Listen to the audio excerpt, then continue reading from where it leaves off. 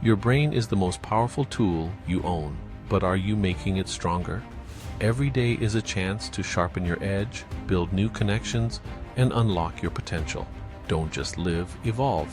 My name is Professor Alex Horniak, and this is ACEMED Minutes. Train your brain. How could it happen? How could entire organizations justify horrific experiments on their own people? From the Tuskegee Syphilis Study to the military testing chemical weapons on soldiers, these dark chapters in history reveal the twisted collective psychology that allowed such atrocities to unfold. Today, we're diving into the disturbing mindset behind these events and why they serve as a warning for us all. Let's start with one of the most infamous examples, the Tuskegee Syphilis Study.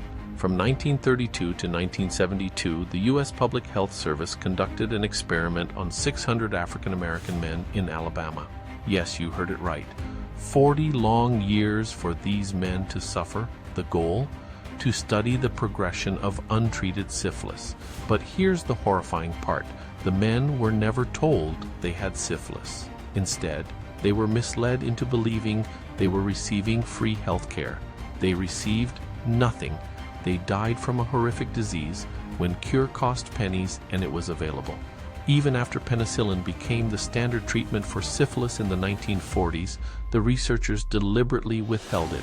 How could this happen? Psychologists point to a phenomenon called moral disengagement.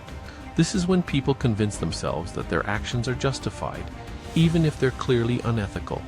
In the case of Tuskegee, researchers likely rationalized their actions by believing the study would benefit science, or that the participants, because of their race and socioeconomic status, were somehow less deserving of ethical treatment. In the Deep South in those days, it did not take much effort. This is a chilling example of how systemic racism and dehumanization could warp collective decision-making in that era, and you might just heard about this horrible experiment here and now.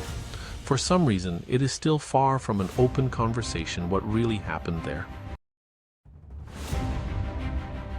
Now let's turn to another dark chapter, the U.S. military's testing of chemical and biological weapons on its own soldiers. During the Cold War, the Army conducted experiments like Operation Big Itch and Operation Dropkick, where they released infected mosquitoes to test the spread of diseases. Soldiers were also exposed to nerve agents like sarin and VX gas, often without their informed consent. Why would the military do this? One explanation lies in the psychology of groupthink. This occurs when a group prioritizes consensus and loyalty over critical thinking. In the high-stakes environment of the Cold War, the military likely convinced itself that these experiments were necessary for national security. Questioning the ethics of these actions would have been seen as disloyal or even unpatriotic. Another shocking example is the CIA's MK-Ultra program. From the 1950s to the 1970s, the CIA conducted secret experiments on unwitting subjects to study mind control. They used techniques like forced LSD ingestion, sleep deprivation, and even psychological torture. Many of the victims were prisoners, mental health patients, or marginalized individuals who couldn't fight back. Here, we see the psychology of dehumanization at play. By viewing their subjects as mere test materials rather than human beings, the CIA operatives were able to justify their actions. This is a common thread in many unethical experiments. The ability to strip away someone's humanity makes it easier to treat them as expendable. Even in controlled settings, the potential for abuse becomes clear. Take the Stanford prison experiment in 1971. Psychologist Philip Zimbardo divided college students into guards and prisoners in a mock prison. Within days, the guards began abusing the prisoners, forcing them into degrading acts and even denying them food and sleep. This experiment highlights the psychological concept of situational power. When people are placed in positions of authority, they often conform to the roles expected of them, even if it means committing unethical acts. The guards weren't inherently bad people, but the environment and lack of accountability allowed their darker impulses to surface. So, what ties all these examples together? It's the twisted collective psychology that allows people to justify the unjustifiable. Here are some key factors: moral disengagement, convincing yourself that unethical actions are for a greater good; dehumanization, viewing others as less than human, making it easier to harm them; groupthink, prioritizing loyalty and consensus over critical thinking; authority and obedience, following orders without questioning their morality. These factors create a perfect storm where atrocities can occur, not because everyone involved is evil, but because the system enables and even encourages unethical behavior.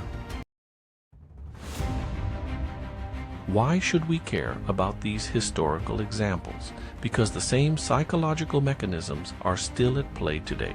Think about modern issues like unethical corporate practices, government surveillance, or even the treatment of marginalized groups. The lessons of the past remind us to stay vigilant, question authority, and hold systems accountable. Psychologists argue that the antidote to these twisted mindsets is empathy and transparency. By fostering a culture where people are seen as individuals, not numbers or test subjects, we can prevent history from repeating itself.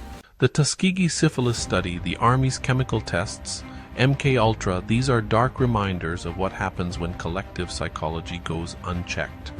But by understanding the psychological traps that led to these events, we can build a future where ethics and humanity come first.